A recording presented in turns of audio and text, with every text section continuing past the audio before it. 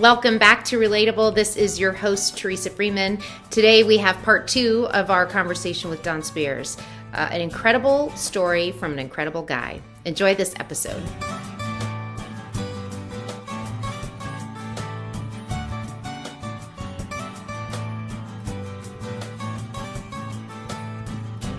You two in particular, I've told you both this, like I feel like you have this presence as a couple. It's so hard to explain. I can't articulate it really, but I feel like, you have such a great bond, and it's just when you're with you guys, you can see it. And you guys eloped. Like, it's so, like, I feel like, and I know that to your parents, like horror right at the time, but like, it's a really funny story. But it's so interesting, right? Because everyone talks about like, like what's the recipe for the kind of perfect successful relationship? And I don't know that there is one. And the fact that you, like, how long were you together before you eloped? So we met the fall of 1993 and we dated, on again, off again, throughout the spring of 94. And that's when we got back together, and we were together all the way through that. I left in November to go in the Air Force. And how that sort of unfolded was I was going through a special operations selection process, and there was no way to know where or when or anything. We just knew we wanted to be together, right? And we had gotten engaged on a visit she had down there prior to me going to the pararescue selection school. So fast forward a little bit, and I injured my back pretty severely while I was down there. And so they gave me 30 days of medical leave, and I came home. While we were there, we were trying to figure out, scheduling and all these things, because there's, and it was very naive for us to even think that way. Had I made it through the whole thing, the pipeline is completely unpredictable, and there would have been no way to plan a wedding, right? To be honest with you. So I told her one day, I said, why don't we just elope? And she's like, well, knowing what an administrative nightmare I am, she said, if you can get all the paperwork and everything done, then yes. But if you can't do that, then we can't be married. So I did it. I got it all straight and got it all arranged. And so we decided to do it. And it was the coolest part about that whole event. And I have photographic evidence of this. This is a completely true story. When we woke up that morning, we were going to get married at a park that we used to take one of my dogs to up in Occoquan, the little park just before you hit the Occoquan Bridge going southbound on 123. And when we went to bed that night, she was worried. It's like, oh, what if it's raining? And I said, Stephanie, I promise you it'll be sunny out when we get married. And we woke up and it was like a torrential downpour. So we're driving and I'm like, I promise you it'll be sunny when we get married. And so we were at her parents' house in Herndon. So it's about a 30-minute drive over there. Yeah. And the whole way we were driving, I'm sweating it. It's like, this is not looking good. And this is funny how this turns out. As we turned left off of 123 in there, the rain stopped. I turned the wipers off. And then if you look at the pictures of when we get married, it is bright blue, Carolina blue sky, right? We had this marriage celebrant that met us there. We actually had I had to go over and ask one of the grounds guys to turn off his weed eater. I was like, hey man, I'm getting married in this little gazebo right here. Can you cut that out for a second? And he was very excited. He goes, hey, can I take pictures? And I was like, have at it. So our photographer was our original photographer was a groundskeeper at the Occoquan State Park. But you can see in the pictures, it's, beautiful blue skies, and Yeah. she was stunning, and it worked out. If you look at the timestamp on the picture of when we had my ring resized, same day, it's an hour and a half later, it's pouring down rain. It just opened up very quickly for that time that we needed it. Yeah. And when I told my dad when and how we got married, he said, I know exactly when that was. I was driving on the Beltway, and for about 30 minutes, the clouds came apart and it was bright blue sunshine. I thought we were going to have a good day, and then it started raining again. So Oh my gosh. that was, yeah. And how many years have you guys been married? So we got married in 1995. So it's Mhm. been 27 years. Yeah, We and spent when our did- 25th wedding anniversary in COVID lockdown. That was awesome. And when did we have your the ceremony, right? When did we do that? That was in 2005. Yes, So my mom passed away in 2001, but she had always wanted us to renew our vows in church. So we ended up doing was the ceremony you guys were down at. We renewed our wedding vows on our 10-year anniversary down at VMI with the chaplain that was the chaplain of the Corps Cadets when I was there. It was very special to have Chaplain Caudell there. And that was awesome. I think it meant more to us because it was a very small group of people. It was just when we were trying to figure out who we would invite, we said, who is influential in our relationship to our children at the time. And that's why it was a really small group. And I think it made it so we could share that event with all you guys a little better than a big giant wedding. Right. It was real. And that's when I think I got to meet, some of your friends, and like even spending those few days together was really, really cool. All right. Thank you for that little detour. So one of the things that the list is long in terms of all of your awards and commendations and like everything that you've accomplished. I think, what I would ask about that in terms of your success, I think is how I would frame it, like the success in what you do, right? The success that you even had in Secret Service, and then that's translated, right? You talk about ATF and kind of starting over, and then you've had, a lot of success in terms of, commendations and awards. What do you think, if someone were to ask you, or like if you're giving counsel, right, to like, what is the secret to that? Like, how have you been so successful? How are you someone that has been able to achieve all of that? Well, I would say, I don't know that I find myself to be very average, right? Like the guys, my teammates, those guys do just as much. They've got, they're equally as impactful and successful. And they're, I try to learn as much as I can from them, because I think there are probably lots of guys that are better, stronger, faster, better shooters, whatever it might be. So I don't know that I'd couch it in that context, but what I can say is you make your own luck, right? I've worked hard. I learned early on, especially in my early 20s, that you can't be afraid to fail. And if you do fail, you have to ask yourself one of two questions. Did I not try? In which case, right, whatever, you weren't, your heart wasn't in it.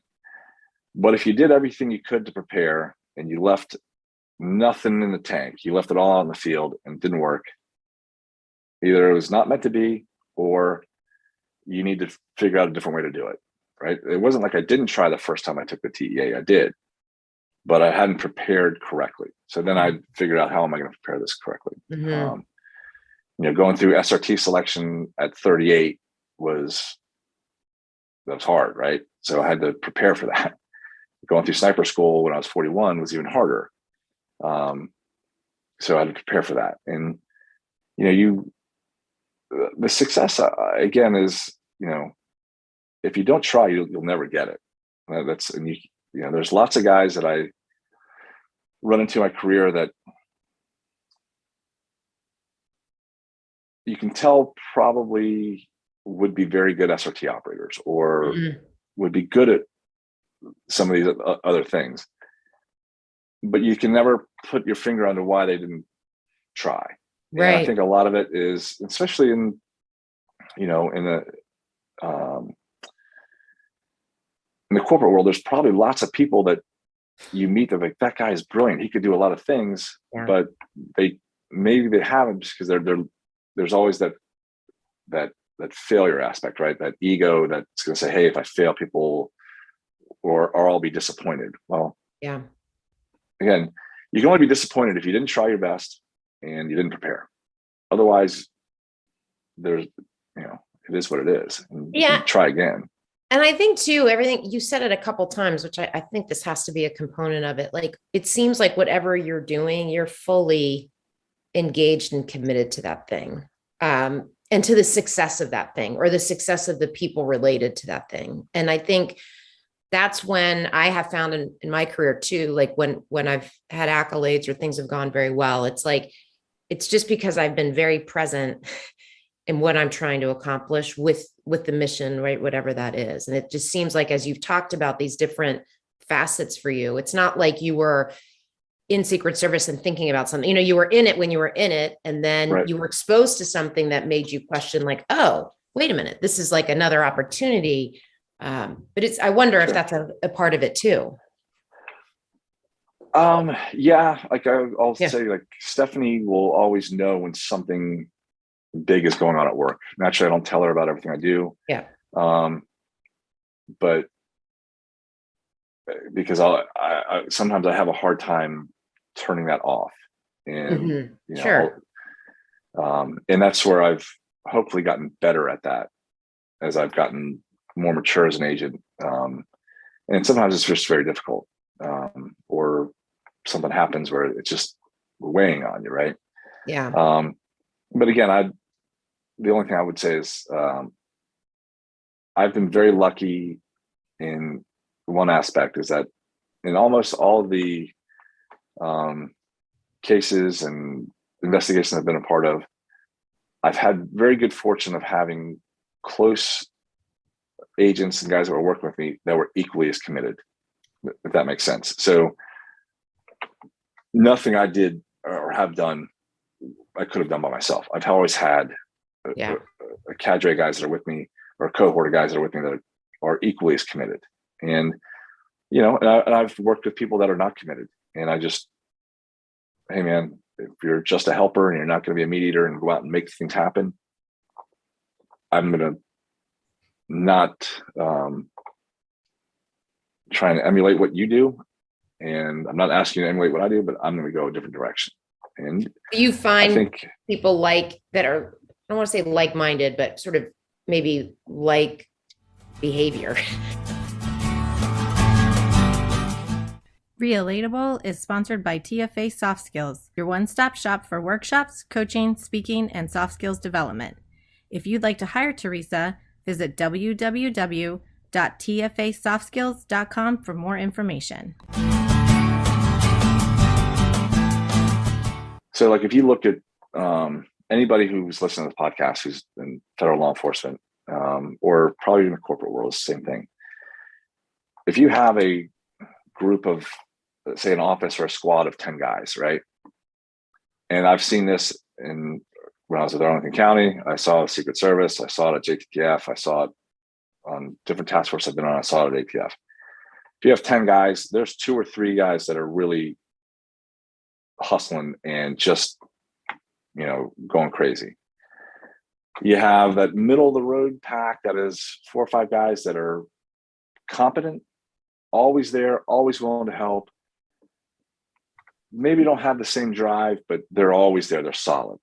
And then you have 3 or 4 people that are just, you know, why are you here, dude? Like, getting the check. Don't take the risk. You go do something different. So that's the beauty of, you know, I think that's why guys gravitate towards SRT. You want to stand out, because that's like, instead of being in an office of 10 guys where 3 of those guys are kind of like that with you, you're with 30 dudes who are like that. And that gets, it's competitive, but there's also a competency and the humility of, hey, I'm not the best guy here. I'm one of 30. And that, that keeps you humble and keeps you hungry. All right. So how are you on time? There's like a couple other things I want to talk to you about, but I know are you okay? Yeah, good. I think we decided we're going to make this a part 1 and part 2. There's so much I want to talk to you about, but can we talk a little bit about the Capitol and, sure. That's it was January 6th is what I'm talking about, the riots, right? And just tell me about that experience. I know there was something unique that happened to you, and I don't want to tell the story with sort of how that was, how you made sort of, you became a public figure in a way, but tell us about maybe just because it's fascinating from you being notified, right? Or like even that, if to the extent that you can talk about it, and then, what that experience was like and kind of what followed. So, ATS SRT is part of what's called the National Capital Response System, meaning there's lots of different entities in the capital region that may or may not need assistance, just like we did at the White House during the riots over the summer, supporting that type of thing.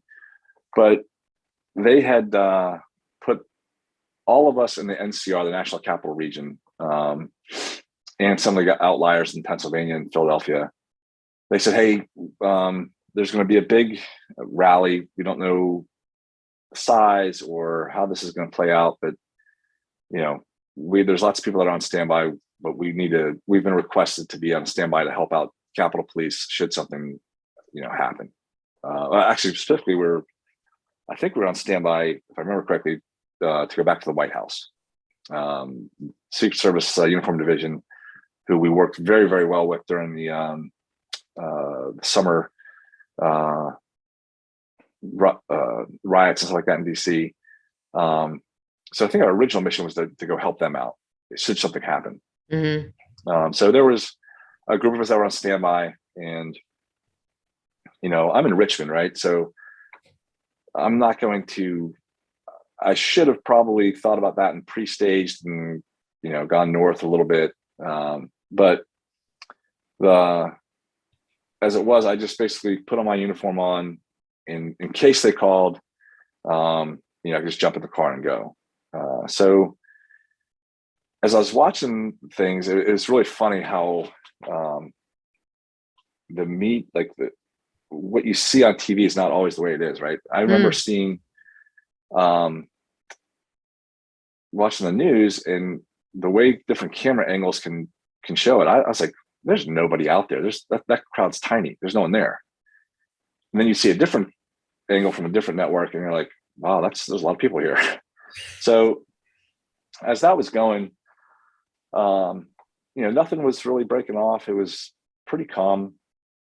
I was watching with my son, actually. It was probably noon, 1 o'clock. And as things started moving down towards the Capitol, my phone started going off, over and over. And, it was like, all right, start heading north. So, just as a precaution, we may end up turning you around. Because that's happened, a bunch of times. So as I get my gear together, and the bulk of my team is up in Sterling. And so they're already en route. They're, a good, hour or so ahead of me, regardless of how fast I can drive. So they're heading there. And then the next thing I get is a text alert that says, they've had perimeter breaches at the Capitol, run code, meaning run lights and sirens. So, now it's like, holy shit. Yeah. And I'm trying to get up 95, right? Never easy. With lights and sirens, and you'd think people would see a black SUV with lights and sirens and know, hey, but it's not that easy, right? They're a little bit more subdued. So that was an adventure, right?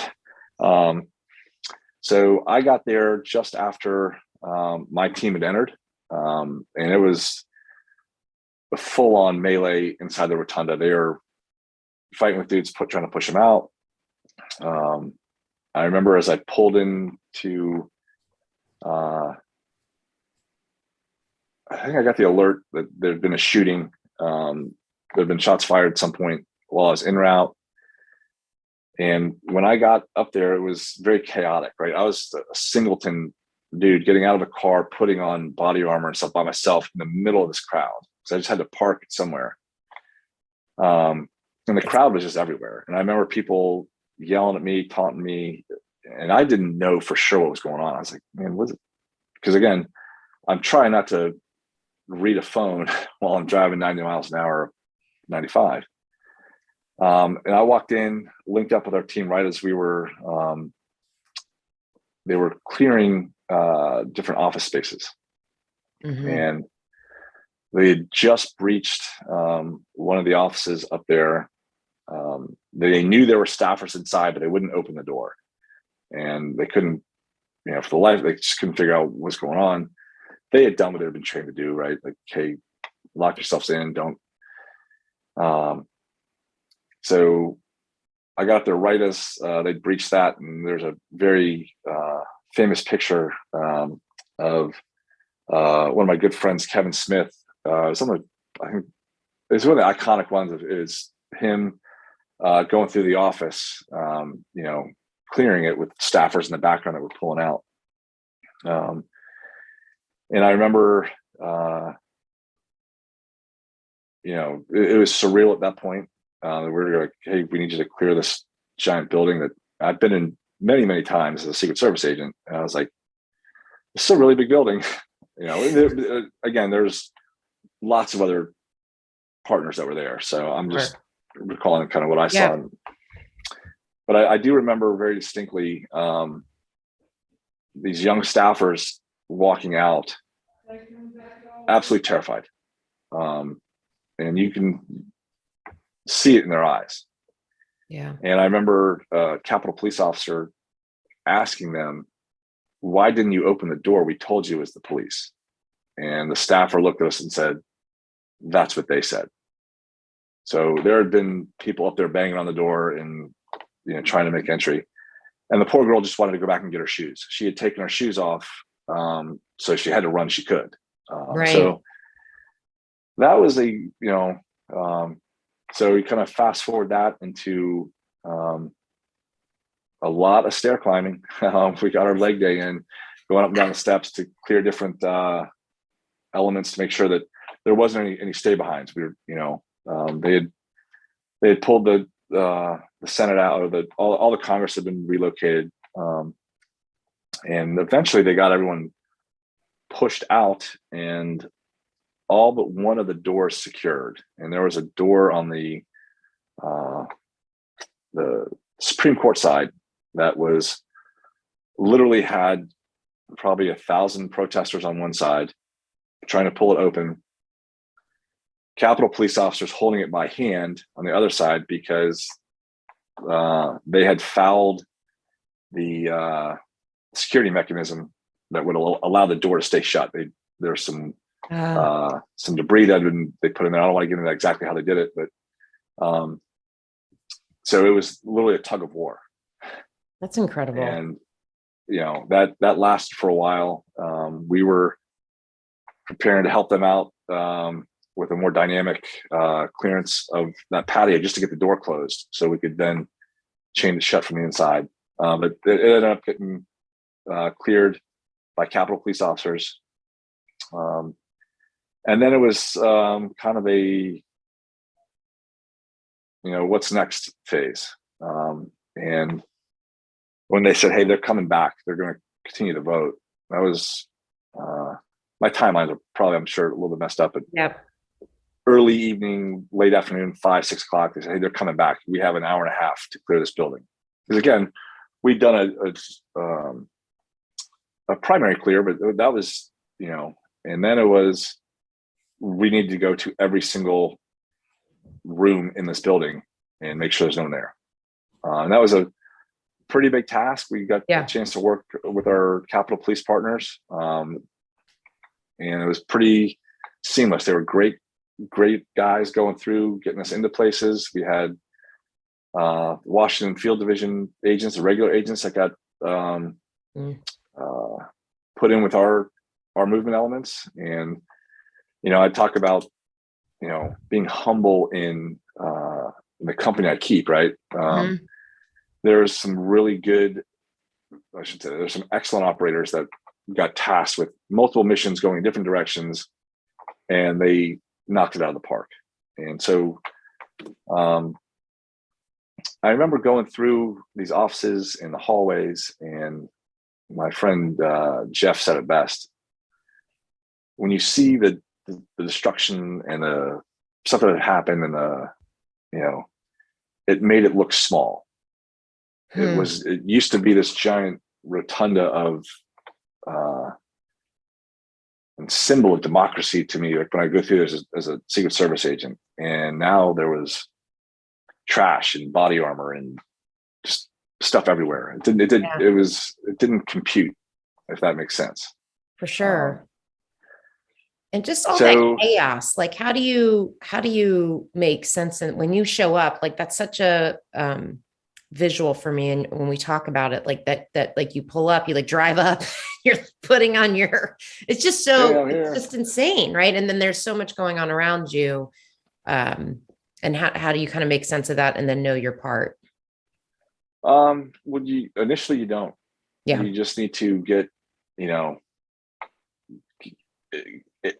first thing you gotta do is you gotta get there safely. You know what I mean? Like it doesn't do any good if you get in a wreck. And then you got to get in there and locate your guys and figure out. And, one of the mantras we have is, find work. And the first question you ask is, where are they and how can I help? And then, doesn't matter what your primary job is, you just got to find work and fill in. Yeah. And that's sort of how that worked. We have a very close team. And we had great capital partners that were with us throughout it. And not to say there's only ATF that's there. There's FBI and marshals and other guys over there. That is when everybody comes together. That's a pretty cool, like, dynamic environment, right? When everybody works together like that. So tell us about the photo, right? Because there was I want to talk a little bit about that. We'll have to like somehow figure out how to post it. No, we don't need to do that. So it was probably around 12:30 or so that night, and the Capitol, the FBI had helped secure the outer perimeter. We were on the inner. The grounds have been cleared. We were confident that there's no one left there, and so all the members came back, and they were going through certification process. And Capitol Police came to our team commander and said, "Hey, can you keep a 10 or 12 man element here just in case? We're sending everyone else home, but we'd like you guys to stay." He said, "Yep, no problem." So we'd all kind of been staged in the rotunda, just sort of the center of gravity. So we sent some guys down to a down room that was down where they wanted us. We started putting some of the gear away, and at one point it was just the team commander and myself in the rotunda, and two guys were on their way to coming back from the Bearcat after they'd stowed some gear. And I remember I was laughing. I said, "Rob, we've been in some pretty shitty places together." And he started laughing. He's like, "Yeah, we have actually." And so we started cleaning up the area that was kind of where we were, all of our mess. And I was like, "We can't leave this like this." And so I take this couple bags of trash to a kind of a point that was by the doors that they were trying to breach. I just saw there was 2 bags over there. So I figured maybe there should be 4, just that's where the guys would be picking it up. And this is a little known fact, but I was met there at the door by Representative Kim, and I had no idea who he was. Mm-hmm. I should have been a little bit more astute as to the congressional pins, but it's been a while. When I was in Secret Service, we knew them all, but I honestly, I hate to say this, I thought he was a staffer. I didn't know who he was. And I remember him saying to me, are there any more bags? And I said, dude, I don't know. I can try and find some. So we found some, and we had kind of policed up our stuff, and we were getting ready to relocate, and the other two guys had come in from dropping gear off, but the place was still a mess. It was just a wreck. And Representative Kim he said to me, he said, I just can't stand to see this place looking like this. Mm-hmm. It hurts me to see it like this. And I agreed with him, and I said, I can't believe this happened. And I kind of went off to where our team guys were, and we were getting ready to relocate to where the bulk of our team was, down by the Senate. And I looked at Rob, and he looked at me, and I said, and again, I hope I don't get in trouble for this. I said, we can't let this poor staffer do this by himself. Let's help him out. If you'd like to advertise with Relatable, please email us at info@tfasoftskills.com for more information. I never knew that guy was a congressman, and I think he's a complete stud. He didn't care about his title or the honors he's earned. He was there, and that's sort of where that picture came from. And, right before we're talking about a picture that was on the Washington Post. That's what we should say, right? It was Wall Street Journal. Wall Street Journal, yeah. Like front page? Yeah, it was actually. Right before that picture was taken, I remember we found a set of body armor that was on the ground that someone had been wearing. Mm-hmm. So I was like, I don't know why you wear body armor to a political protest. That, that's kind of, and I remember pulling the plates out, and the date of manufacture on the plates, they were rifle rated plates, was December 27th. And these plates were then found there, less than 2 weeks later. So they're freshly made, and someone had gone and purchased them, ordered them, whatever it may have been, for that event, which I thought was really odd. Yeah, for sure. What an experience. I mean, and that's the other thing, like, I guess just a couple more questions, like in terms of all of that, like what you've seen throughout your career, right? I mean, it's a lot of harsh, kind of the underbelly of humanity, right? Of what you're seeing. And so, how do you stay positive? How do you understand that it's not, it's hopefully like a percentage of, right? It's like, I could see that over time. I had like not that I'm likening my work to yours, but for a long time, I was in what I would consider like a 24-hour kind of risk management. If something went down, they called me kind of job, for 8 years. It was brutal. Right. And seeing a lot of sad, harsh things. And I think eventually I was like, yeah, I can't, it's just too much for me. Eventually I had burnout. So you've had a whole career at this, right? So how do you kind of maintain perspective with that? Well, I two things. I try and keep it in context, right? Yeah. This is not, indicative of population, people, situations, at large. This is a very specific event or search warrant or arrest warrant we're carrying out, targeting, drug trafficking organization or armed criminals or whatever it might be.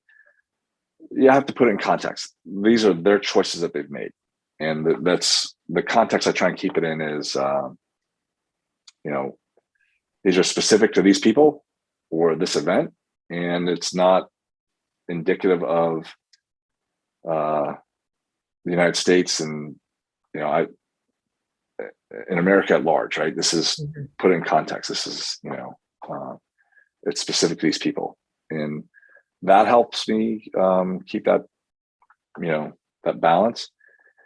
And the other thing was actually learning to not keep it all in. I've had some moments where, not too long ago, that I had an event during an operation we had that really affected me. And it wasn't until I finally just shared it with my wife and what I was experiencing with that I learned that, you can't do it all on your own. And she doesn't want to share those experiences with me. She wants to share my life. And if I'm hurting on something, she has to be able to help me. And if I don't do that, if I don't, have that, how do I put it? Like, it was never an aspect of trust or being vulnerable for my wife, right? I just didn't want her to have to know that. Right. Like the burden. Things we've seen. Like it just, but that's the, once you can figure that part out and that balance, and that helps for me, again, it's all individual, Yeah. That was one of the bigger things. That's helpful. And I think too, the like knowing when to ask for help, and then in a way, that compartmentalization, and also like you're hired to do this thing, right? Like that is generally going to be with these type of, like, that going in, it's not like it's a surprise who you're around and like what you're dealing with from that perspective. Okay. So as we, there's a couple of things when you think about your life as like supporting federal law enforcement, and you think about, for you, as I'm a big soft skills champion. And so I'm curious from your perspective, either for yourself or even as you think about, because now you're training a lot of people and you're seeing a lot of young talent come through, or I should say, emerging talent. What are I'm old. What's that? So I'm a dinosaur. I'm on the way out. What do you see if because I'm all about like, how can we help people be better? What's the constructive feedback we can give? So what do you see as some of the gaps? What do you see as like, if you're going to work on a couple of soft skills, and by that, I mean, the kind of collaboration, influence, communication, pick your one, right? It's kind of not the technical aspect of what you do.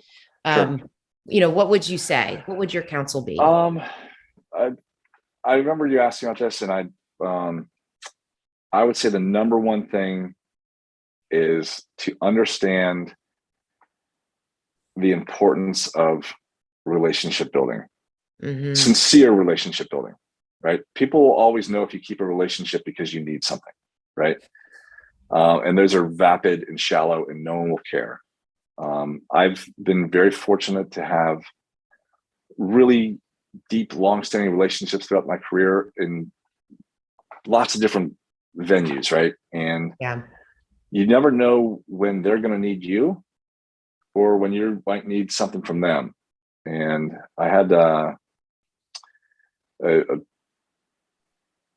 my former supervisor, I didn't call him, he was a leader, right? This guy, Brian Swan. He told me one day, he sat me down and we were talking about things, and he said, Donnie, every relationship in your life will be based off of two things: trust and communication. If they don't trust you, you can speak Shakespeare and they won't care.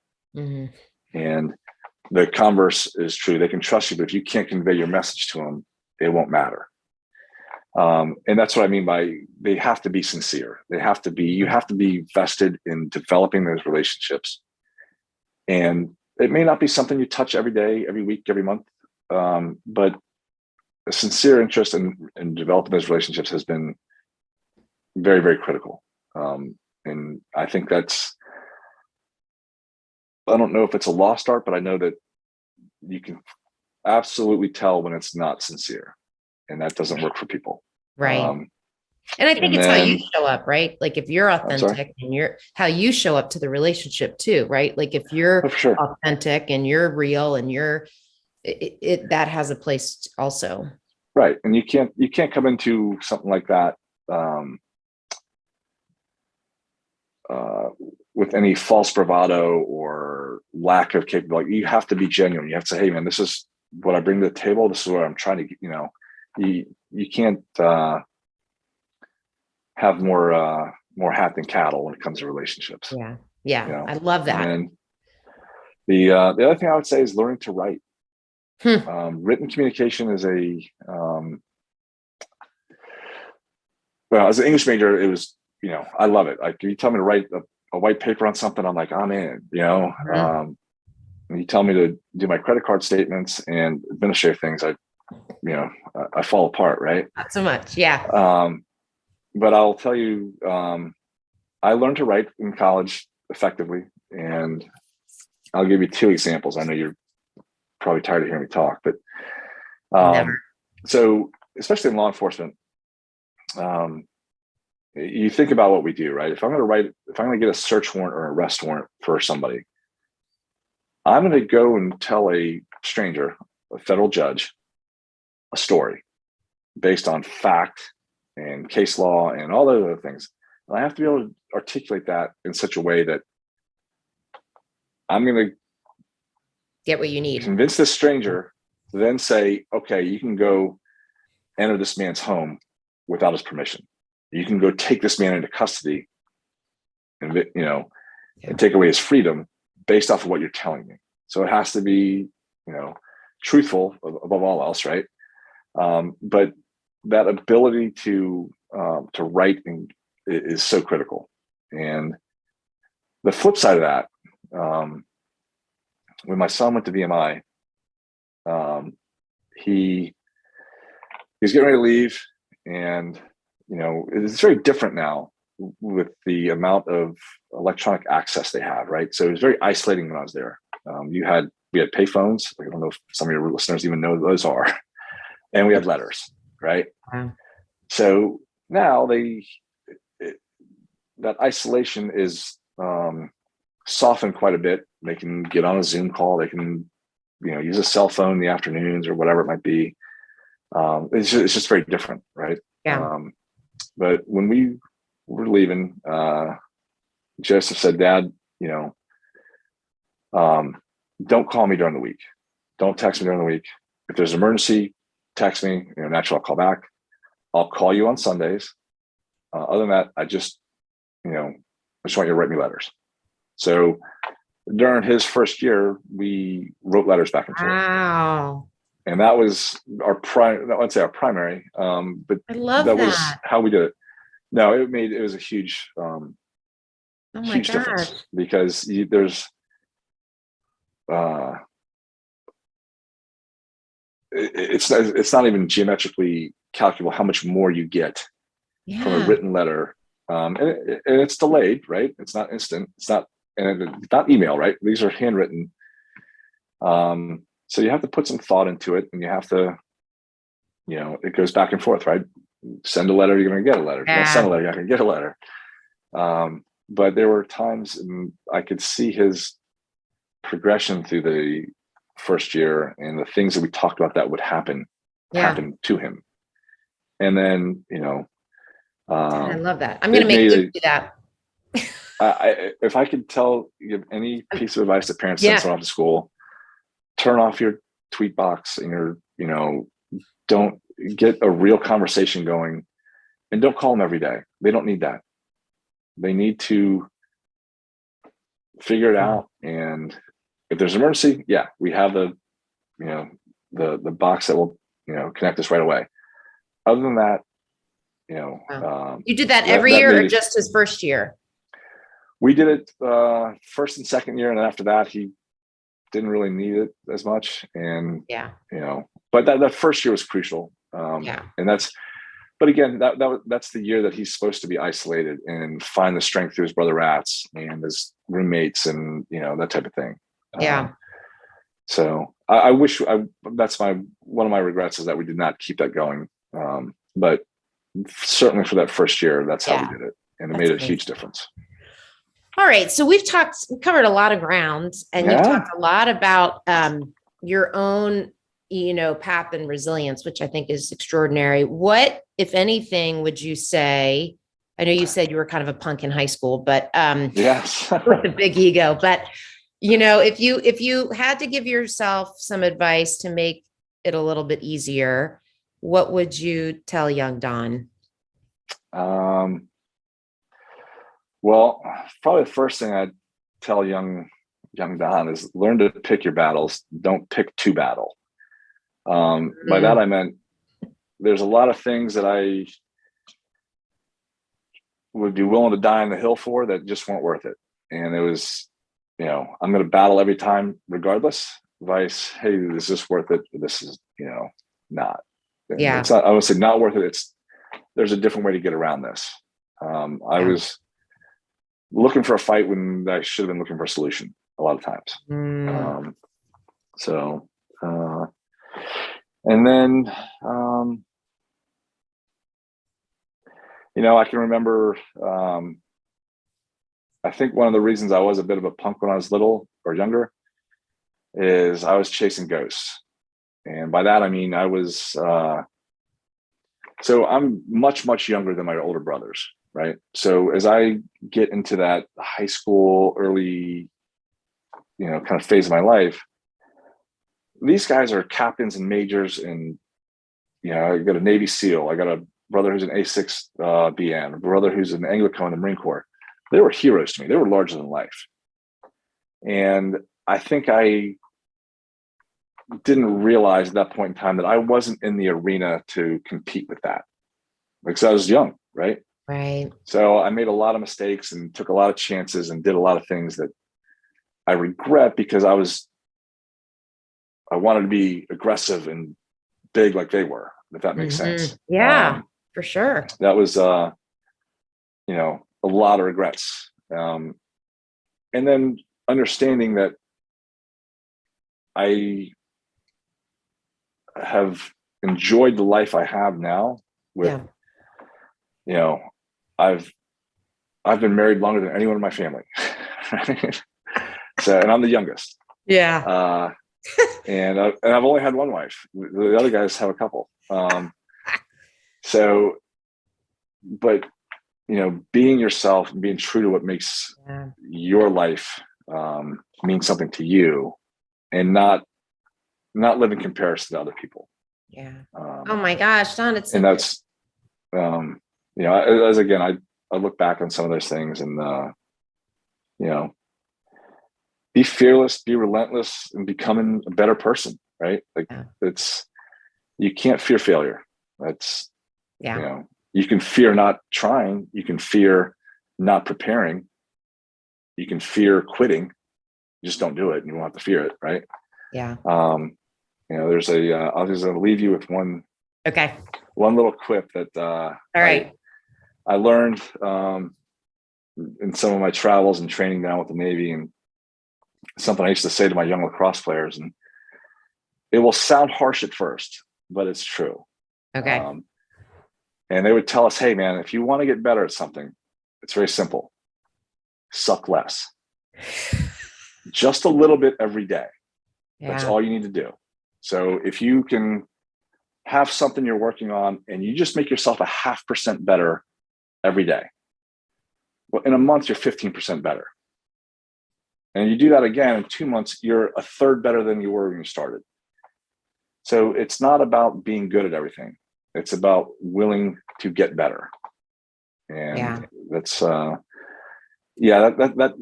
that phrase doesn't go over very well with 6th grade parents, but then they get it and then they're okay. I love it. You are amazing. You gave me so much time. I love it. This has been such a pleasure, and I'm like so honored to be your friend, but I really appreciate it. So thank you so much. Thank you, Don, for sharing your inspiring story.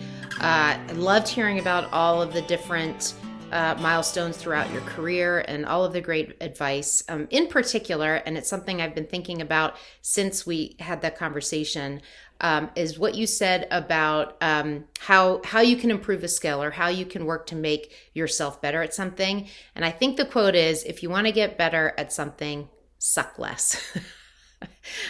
I think it's something so necessary, and because if you just try to suck a little bit less every day, you'll see improvement, no doubt.